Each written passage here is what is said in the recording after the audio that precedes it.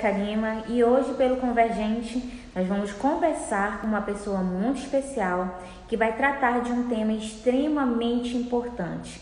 Hoje, dia 18 de maio, é o Dia Nacional de Combate ao Abuso Sexual de Crianças e Adolescentes.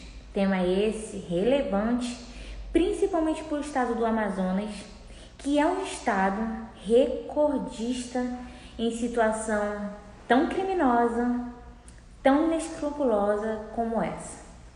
E para falar com a gente, eu convidei uma assistente social, que é um profissional que atua diretamente com toda a propriedade num problema tão grave e tão difícil como esse. E a assistente social convidada hoje trata de uma amiga. É a assistente social mestre Ana Paula Angioli. Pronto, para você que está acompanhando hoje o Convergente, nós já estamos no aguardo da Ana Paula Angioli, assistente social, para a gente poder falar sobre esse tema. Então, você que vai chegando aqui com a gente, eu já quero dar uma boa tarde, falar para você acessar o convergente.com.br. Hoje a gente tem muita matéria e ontem nós falamos com o deputado estadual Serafim Correia. Ele que falou sobre a CPI da Covid e a gestão estadual. Então acesse o Convergente também pelo nosso Facebook. Além do nosso Facebook, a gente também tem o Twitter, né? Então no Twitter as pessoas elas já estão se familiarizando. Ana Paula acabou de acenar aqui. Vou convidar a Ana Paula para entrar com a gente e conversar sobre esse tema. Eu gostaria que as pessoas falassem para mim o feedback sobre a questão do volume, se está legal o volume para vocês, se estão ouvindo bem. Olá, Ana Paula! Sim. Que saudade, a gente só se fala assim. Olá, minha nobre colega, como é que estamos? Olha, eu tô com muita saudade. Estava falando para as pessoas aqui que você é uma querida. Ultimamente a gente está um próximo distante. É verdade. E aí eu estava falando que você, assistente social mestre, faz parte, né, do Comitê Estadual de Enfrentamento à Violência Sexual de Crianças e Adolescentes. Tem, né, uma atuação muito importante na formação de muitos assistentes sociais aqui do nosso Amazonas. E sempre foi uma militante na situação como essa, com esse tema de abuso sexual, exploração sexual de criança e adolescente. Por isso, eu me sinto muito satisfeita em falar sobre esse 18 de maio com você. Eu é que agradeço, né? Para mim é uma honra estar aqui contigo. Nós, do Comitê Estadual de Enfrentamento à Violência Sexual contra Criança e Adolescente, agradecemos muitíssimo a possibilidade de estar vindo ter contigo essa conversa, né? Porque chamar a atenção para essa problemática da sociedade é necessário. A gente precisa trazer esse debate à tona, não pode ficar mais trancafiado, né? Trancafiado dentro dos lares. Mais do que nunca, a gente precisa estar conversando, ouvindo as pessoas, ouvindo principalmente nossas crianças e adolescentes, né? Porque quem mais sofre são elas, e a maioria das vezes sofrem caladas, né? No silêncio do seu quarto, no silêncio da sua casa, né? Trancafiadas dentro de si mesmo. Então, a gente agradece muitíssimo essa oportunidade, a gente está aqui junto trocando essa ideia. A gente aproveita aqui e manda um abraço aqui para a Jane Nascimento, que está acompanhando a gente, César Uninorte, Júnior Ferreira, as pessoas vão chegando, acompanhando, Araújo, as pessoas dizendo assim, Paulinha, as pessoas já te prestigiando. Então, você, professora Paula, ela é famosa, né? E uma coisa que me chama a atenção, Paula... Eu que agradeço, Carla. É que você sempre foi atuante nesse segmento e sempre teve um posicionamento muito crítico, muito ativo, né? Você sempre foi para o embate realmente nos campos de discussão, nos campos teóricos da literatura e nos espaços de articulação e de redes desse serviço. Então, para a gente começar a falar, eu gostaria que você falasse para as pessoas que estão acompanhando, inclusive essa nossa conversa vai ser gerada um vídeo que vai ser colocado nas nossas redes sociais, como também uma matéria sobre isso. Então, eu gostaria que você falasse o que é esse 18 de maio, o que ele representa, por que essa data de 18? Tem alguma coisa que aconteceu especificamente relacionada a esse tema?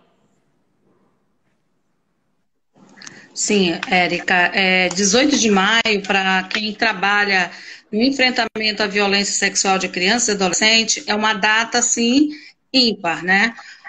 No ano de 1973, né, nós tivemos o caso chamado Araceli. Era uma criança de 8 anos de idade que foi morta, estuprada, morta, e o seu corpo foi jogado, né, como se fosse um nada, um lixo. Né? E isso aconteceu na cidade de Vitória. E as pessoas que cometeram esse crime eram pessoas jovens, né, de classe média daquela cidade. E esse caso nunca teve punição com referência a ele. Então, houve-se muita comoção nacional com referência a isso, e no ano de 2000, né, 18 de maio do ano de 2000, foi promulgado o Dia Nacional de Enfrentamento à Violência Sexual contra Criança e Adolescente, né, promovido pela Lei Federal 9.970.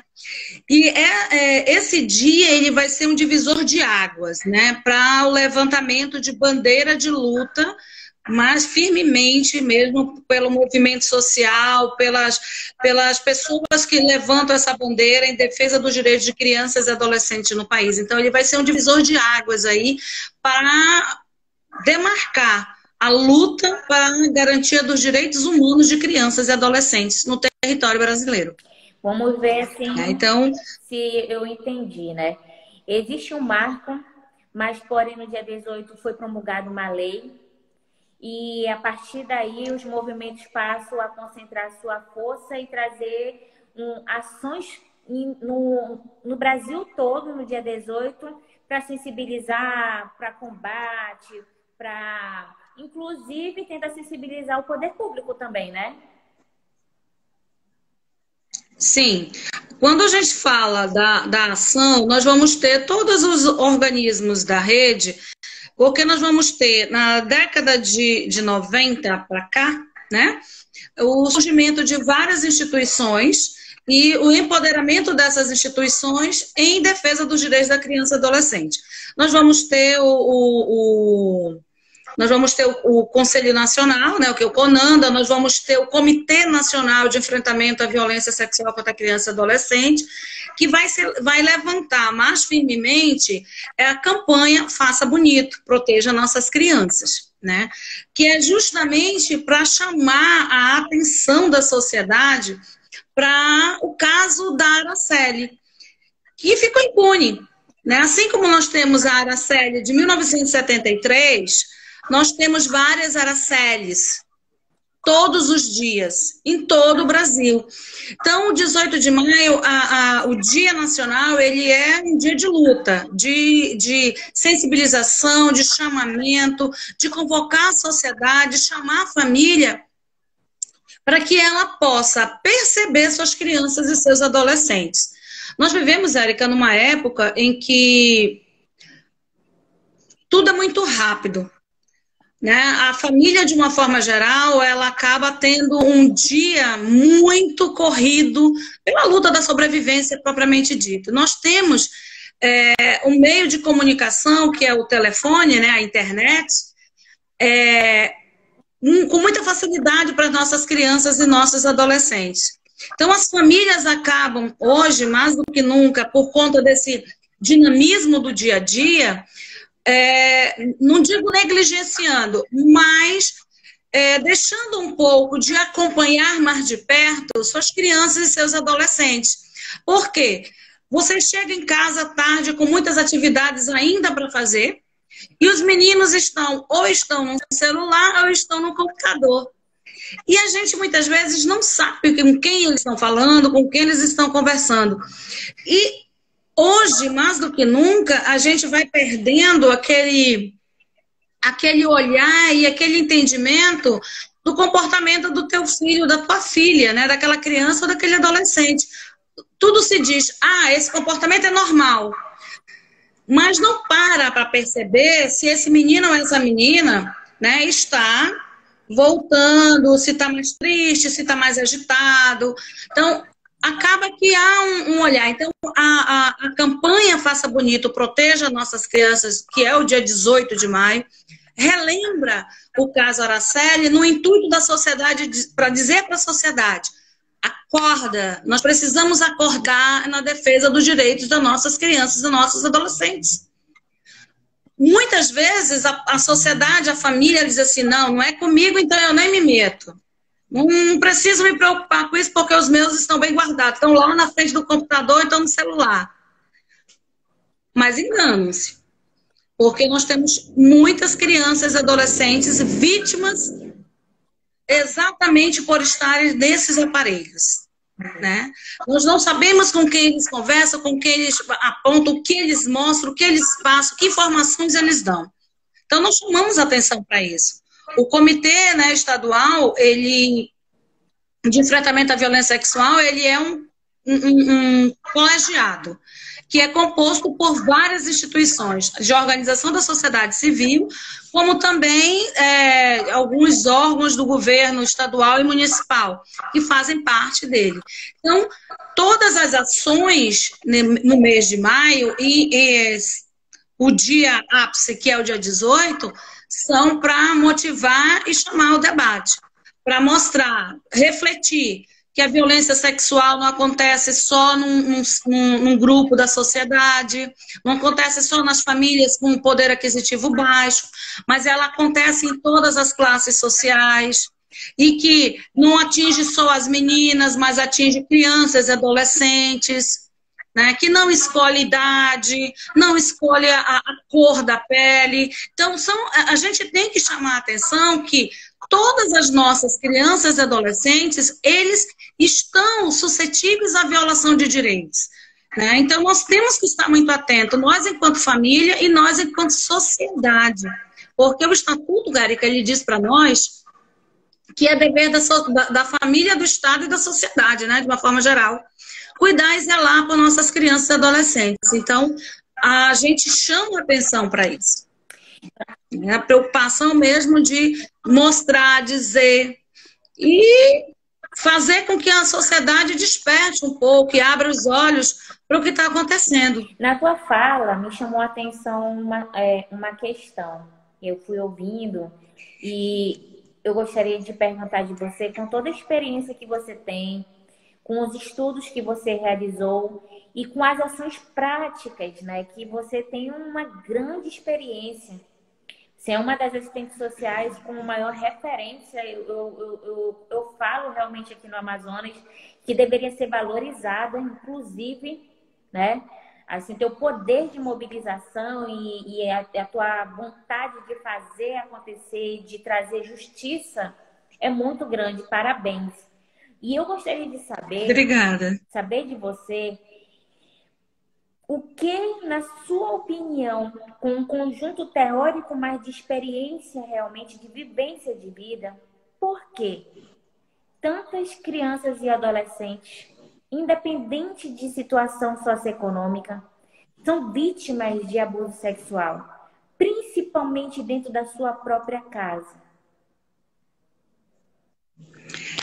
Érica, quando a gente fala, não existe assim um único fator, né?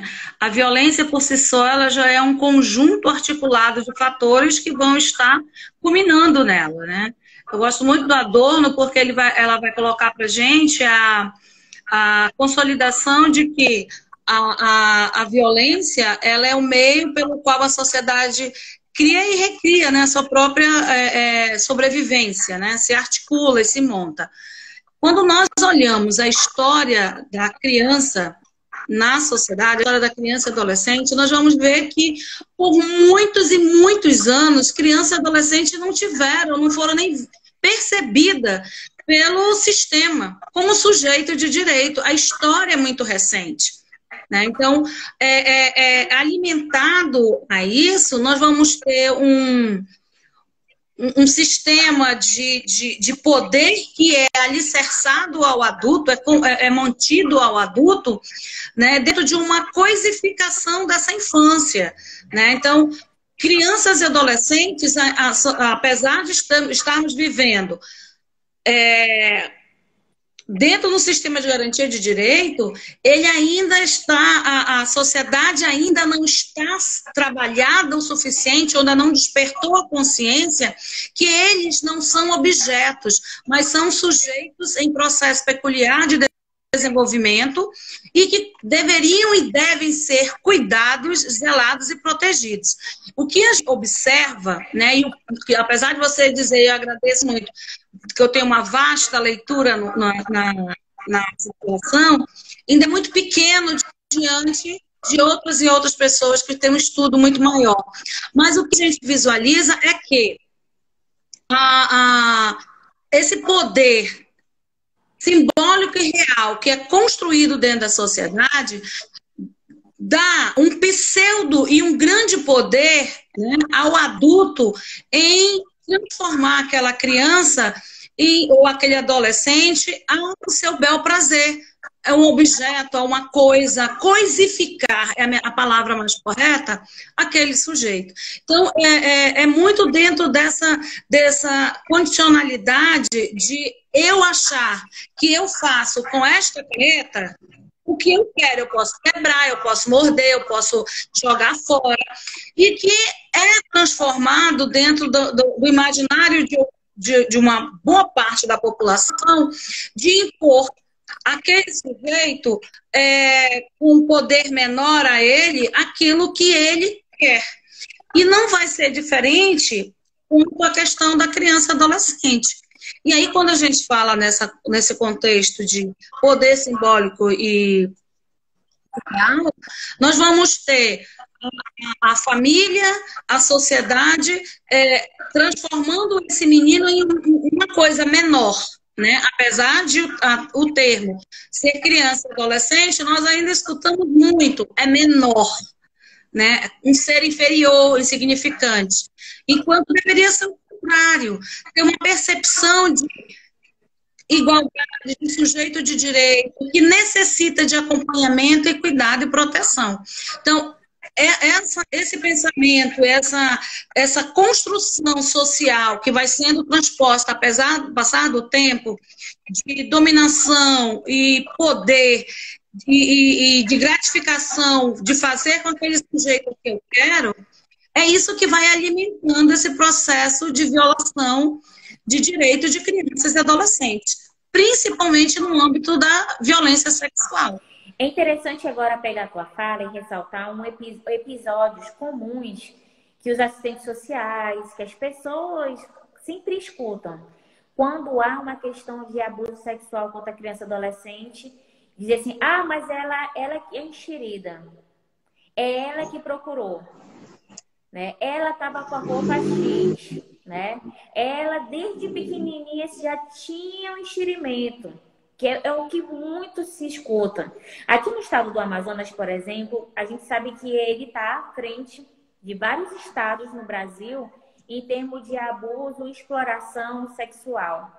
Então, eu gostaria que você falasse sobre o que é criança e adolescente dentro da lei e por que ainda se responsabiliza apenas a criança. Uma coisa que me chamou a atenção uma vez foi justamente as pessoas dizerem assim, mas por que ela não falou? Uma criança abusada, explorada, ela fala quando ela é vítima? Ela tende a falar? Pode falar um pouco sobre isso pra gente?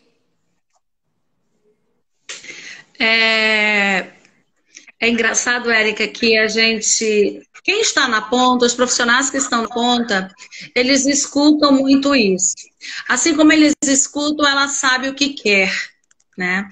É engraçado como nós tendencionamos, né, transformar a vítima em algoz, né?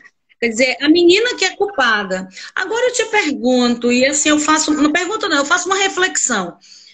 É a menina que é enxerida, mas como explicar abuso sexual com uma criança de 4, 5 meses, menos de 1 ano, né? Então, quando a gente fala, e aí entra uma situação que não é muito a minha praia, né? Que é mais da área da psicologia, que é a questão da pedofilia, que é um transtorno, né? E que quem pode explicar melhor esse transtorno são realmente quem estuda mais, que são os psicólogos e tudo mais. Mas que é o homem ou a mulher que olha para a criança e vê aquela criança não com um corpo de criança, mas enquanto um objeto de desejo sexual. É um transtorno. E a gente não vai entrar nesse mérito, né? Mas quando a gente... Como é que a gente pode explicar esse outro entendimento, esse outro olhar, né? Quando nós ouvimos isso, choca. Choca por quê? Porque muitas vezes nós ouvimos não do agressor, não do abusador, não do aliciador. Nós ouvimos muitas vezes de membros da própria família, né? E aí a gente também entra dentro de uma outra situação. Muitas vezes da família do que se está se falando é a própria genitora, né? E aí essa genitora muitas vezes não acredita, não aceita, não concorda com aquilo que está sendo apontado pelaquela menina ou pelaquele menino, né?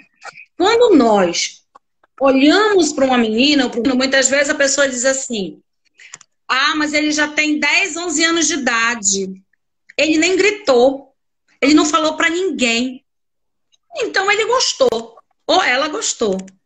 A gente tem que entender que nem sempre a violência, né, vai vir, a violência sexual vai vir com agressividade.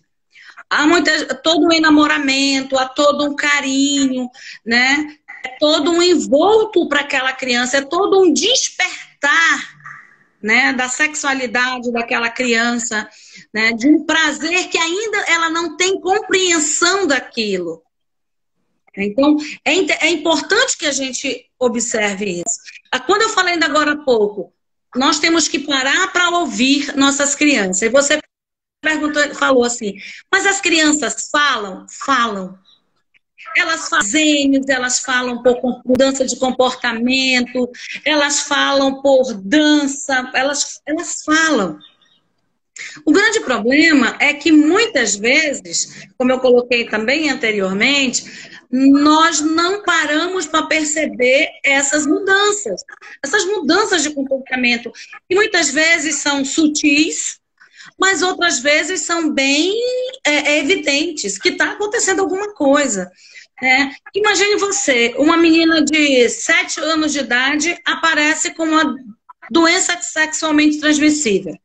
Né? Uma infecção que não está na genitália, que não é peculiar para uma idade de 7 anos de idade. Né?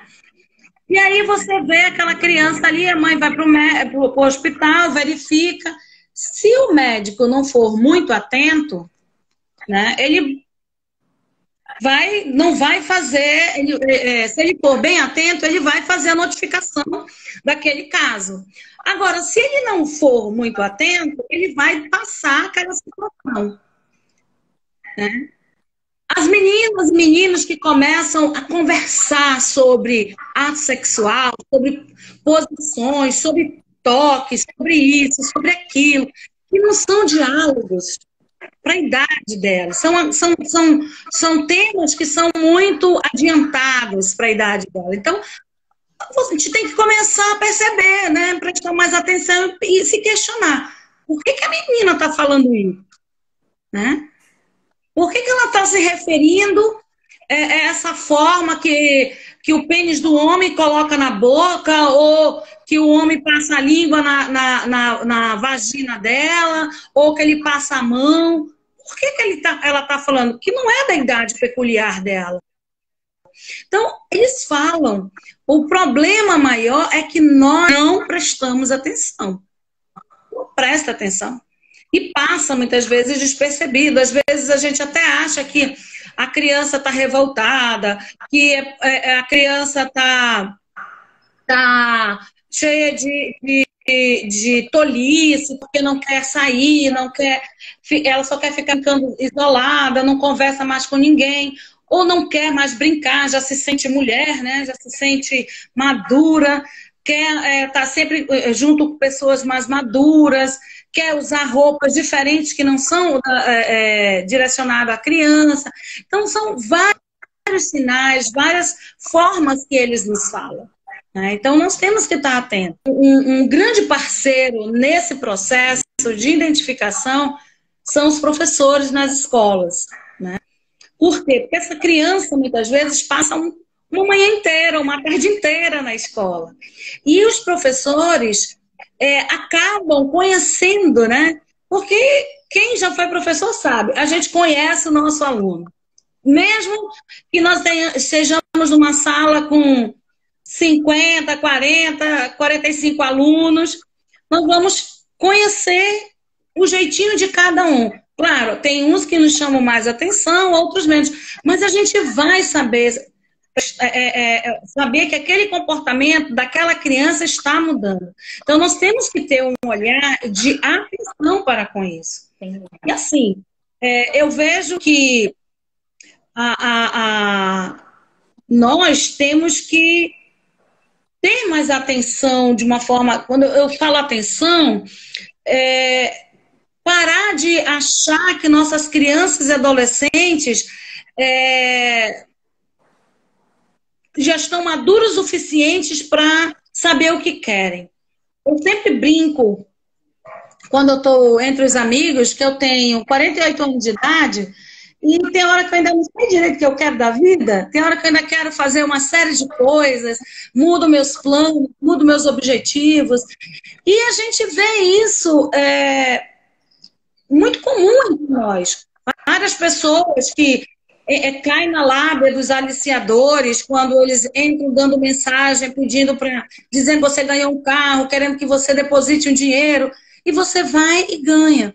Então, a violência sexual, ela está muito envolta nesse processo, desse poder de sedução, né, e de negação, que aquele sujeito é uma pessoa, é um ser humano, que precisa ser respeitado e cuidado. Então, eu vejo que a sociedade, ela precisa entender o que é, de fato, a violência sexual. Né? Porque quando se fala da violência, as pessoas sempre associam ao estupro. O estupro abaixo de 14 anos é estupro de vulneráveis, né? O estupro, ele é uma coisa muito ruim, é uma coisa muito perversa, criminalizam, mas aí tem o outro lado, a exploração sexual, né? Que é tão perversa quanto. O abuso e a exploração são duas condicionalidades da violência sexual que deixam marcas assim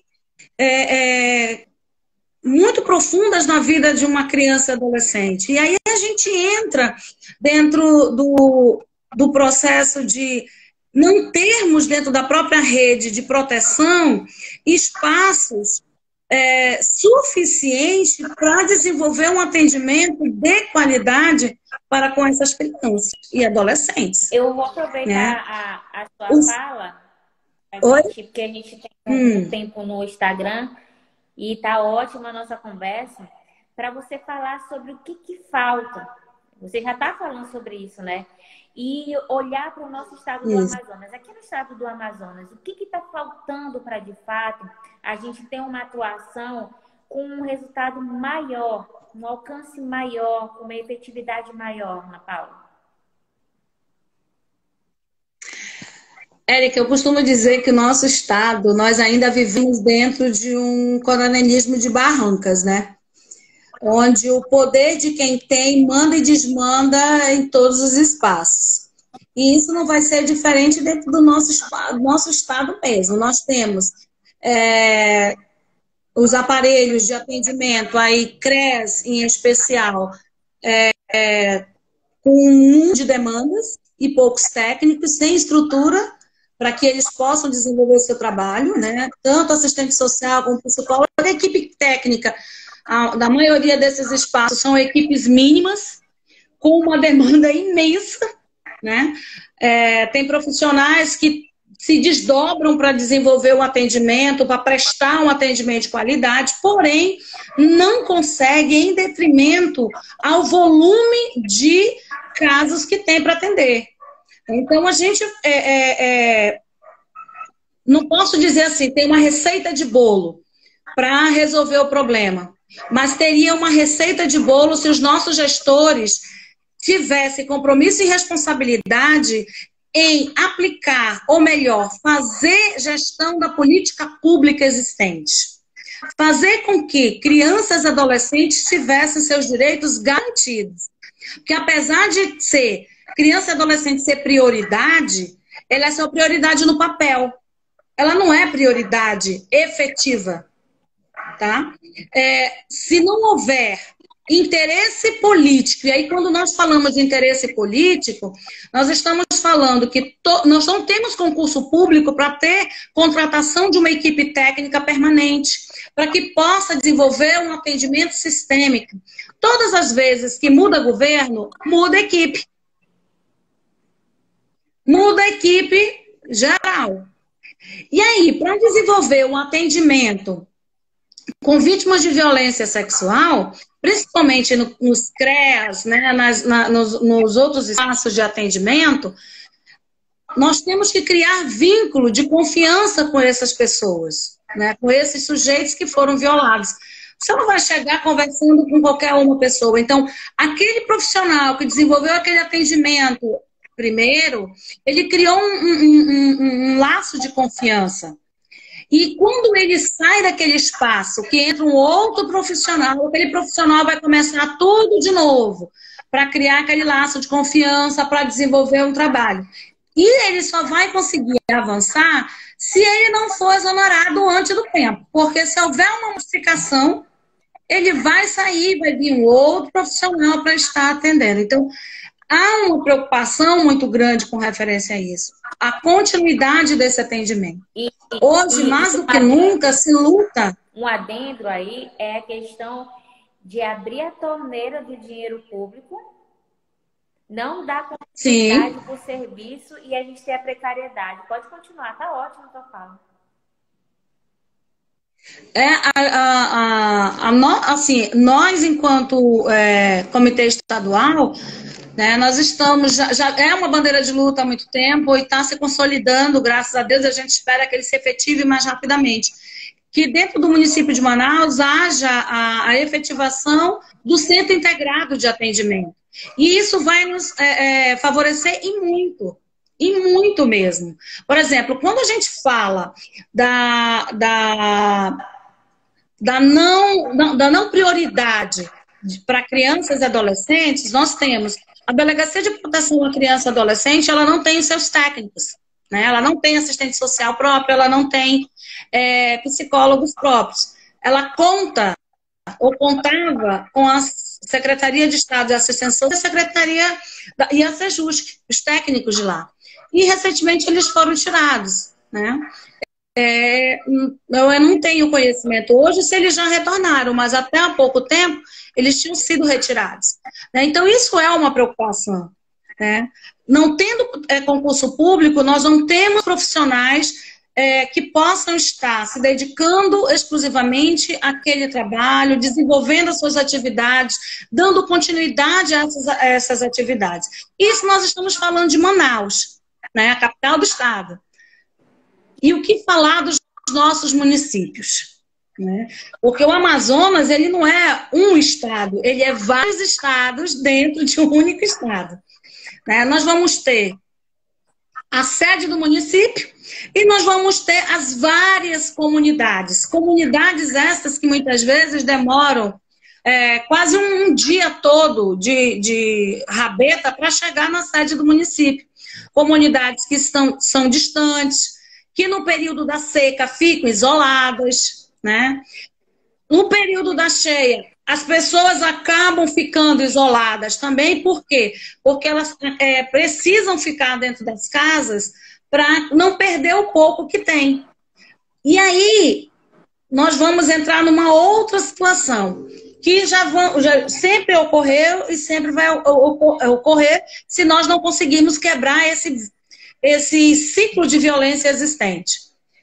É dentro de casa que ocorrem as maiores violações de direitos. Né? Então, nós temos que ter atenção que nós, enquanto família, somos um dos maiores violadores das nossas crianças e adolescentes. Né? Por exemplo, você imagina, nós temos hoje em torno de, acho que se não me falha a memória, pelos dados que nós tivemos, 44 casos de violência sexual registrados, né? Este ano na Delegacia de Proteção à Criança e Adolescente. Esses números, eles estão subnotificados. Né? São números subnotificados. Por que a gente diz isso? Porque os números de violação, os casos, eles não estão chegando, eles não estão sendo levados até a delegacia. Por quê? Porque a maioria não, um número muito elevado das nossas crianças e adolescentes estão em casa. Eles não têm para quem falar, eles não têm. A escola é esse meio maior de denúncia, né? De sensibilizar, de mostrar, de trazer à tona esses casos que estão acontecendo. Então, nós ainda precisamos que os nossos gestores assumam realmente o compromisso. O compromisso com criança e adolescente e trazendo esses sujeitos como prioridade. Não no papel, mas na efetivação da aplicação das políticas públicas.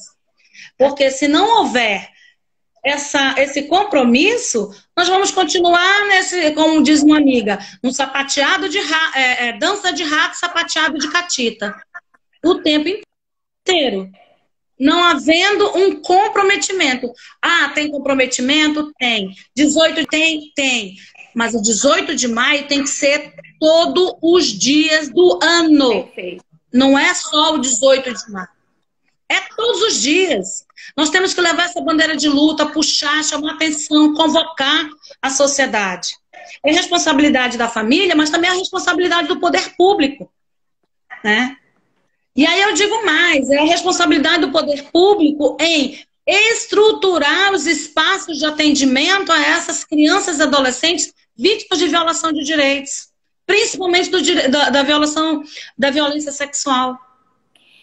Dar condições para os técnicos trabalharem. Porque os nossos técnicos, os nossos colegas que estão na ponta, eles estão assoberbados de atividade. Olha, e não tem como. A Silvanei, ela falou assim, o caso mais recente foi o pai e a mãe com a filha. Meu Deus, o pai e a mãe abusaram da filha. A gente tem aqui também a Ruth acompanhando, Kelly Borges. Vamos mandar um alô para essas pessoas aqui, ó. A Neide, Cristiane, a Silvia Bezerra, Regiane Barros, olha, Francenilda Galberto, Liliane Nascimento, Valquíria, muita gente boa, saudade de vocês, a Marta, e as pessoas estão parabenizando. Para a gente já encerrar, Ana Paula, eu agradeço muito a sua disponibilidade. Eu sei que hoje foi um dia de muito trabalho, mas mesmo assim você se disponibilizou para falar com o Convergente. Então a gente agradece bastante. E aí eu gostaria que você deixasse as suas últimas considerações e falasse para as pessoas que no caso de abuso sexual, aonde procurar? Gente, nós temos, dentro da Secretaria da Sejus, que nós temos a Damor Guedes, que vocês podem estar procurando. Né? Nós temos a própria Delegacia de Proteção à Criança e Adolescente, os conselhos tutelares, são espaços de denúncia. Nós temos o Disque 100, tá? O que não podemos ficar é calado. Nós temos que procurar ajuda, procurar orientação e dar direcionamento. Como você deixou para mim ficar à vontade de falar, eu vou falar mesmo, hein? Convido a todos e todas que estão nos ouvindo, estão nos assistindo nesse momento, no dia 20, né, estar acompanhando a programação do mês de maio do Comitê Estadual de Enfrentamento à Violência Sexual. Nós estamos desde o dia 6 desenvolvendo atividades, né? Como eu falei para vocês agora há pouco, o comitê é um colegiado de instituições. Nós estamos contando com parcerias esse ano, uma parceria mais efetiva, né? Diferenciada, digamos assim, que é a participação do curso de serviço social do Centro Universitário do Norte, junto com apoio mais direto também, não desmerecendo as outras, mas mais direto, com apoio mais firme da Rede Um Grito pela Vida e também da Caritas, né? Que está dando um apoio bem maior para conosco, para desenvolver os CARD. Nós temos a parceria da UFAM, que está colaborando conosco, né? Também. A Uninorte, através do serviço social, está com a organização dos vídeos, alimentando a nossa rede, que nós temos o Instagram, nós temos o Facebook, e hoje nós estaremos, daqui a pouco mais, já iniciando a publicação do nosso canal no YouTube, né? Então, sigam as redes sociais do Comitê Estadual de Enfrentamento à Violência Sexual de Crianças e Adolescentes e participem, comentem, divulguem. Lá nós vamos estar alimentando estamos alimentando com vídeos, com as atividades que estão acontecendo, mas logo, logo nós vamos estar também disponibilizando material teórico, né, fazendo lives com professores de temática para que a gente possa avançar nesse debate junto à sociedade. Convido a todos também para participar no dia 27, 28 e 29, do seminário regional, né, que nós estamos elaborando, vai estar saindo, já está para ser... as inscrições já estão abertas. Deixa eu só ver aqui, assim, que a minha idade já não permite muito, né, para que a gente possa estar trabalhando. Nós vamos estar... O tema é Violência Sexual Infanto-Juvenil, VID, a migração na região amazônica. Então, entrem, façam a inscrição, participe. Eu acho que em espaços como esse, que nós crescemos para o debate, nós compreendemos mais, né? Os profissionais, eles acabam tendo uma informação diferenciada, uma ação diferenciada que foi feita em algum lugar e que ele pode estar adaptando para dentro da sua realidade também, porque muitas vezes a gente está tão assoberbado de coisa que a gente não consegue mais buscar um outro caminho, né? Buscar uma outra estratégia. E quando a gente está no espaço de debate, parece que a construção do conhecimento nos possibilita olhar outras estratégias, outros caminhos para desenvolver um enfrentamento àquilo. Então, nós convidamos a todos. Dia 20 agora nós vamos estar com uma live, tá? Entre lá no comitê, é só entrar, clicar lá no Facebook do comitê. Nós vamos estar com a live falando sobre o trabalho infantil e a exploração sexual, uma das piores formas, né, de trabalho infantil. É verdade. E assim, eu sempre convoco, né? Eu sempre peço. Convoco a sociedade, convoco a todos vocês que estão aqui, os meus amigos, assim, que eu amo de paixão, né? Os meus cabeções, a Silvia, a Francenilda, você, Érica, né? Ana Beatriz e tantos outros que acompanham a gente nessa luta, né? Convoco a sociedade de uma forma geral, os meus alunos e ex-alunos que estão por aqui também, a estar participando, a chamar os vizinhos, amigos, porque a violência, ela não escolhe lugar, ela não escolhe idade, ela não escolhe classe social. Ela recorta toda a sociedade. Recortando toda a sociedade, qualquer hora dessa ou em qualquer outro momento, Deus nos livre, mas ela pode bater a nossa porta. E nós temos que estar atentos para ela, nós temos que descobrir, nós não podemos permitir ela acontecer. Então, mas se eu não tenho informação, se eu não sei o que é e como é, eu posso deixar passar. Eu não percebo, eu não noto. Então, vamos participar junto. 30 minutos, 40 minutos que você passa, muitas vezes, conversando em grupos. Passa assistindo a live, passa assistindo o seminário, é gratuito, tá? Você só vai gastar o seu tempo, e bem gasto, porque construção de conhecimento ninguém te tira. Muito obrigada, Ana Paula. Obrigada mesmo. E eu digo que o espaço, tanto do portal Convergente como do Manaus também, está aberto para, junto com você e com toda a sociedade, a gente unir forças nessa causa. E eu mando um grande abraço para todo mundo que está acompanhando agora o Convergente.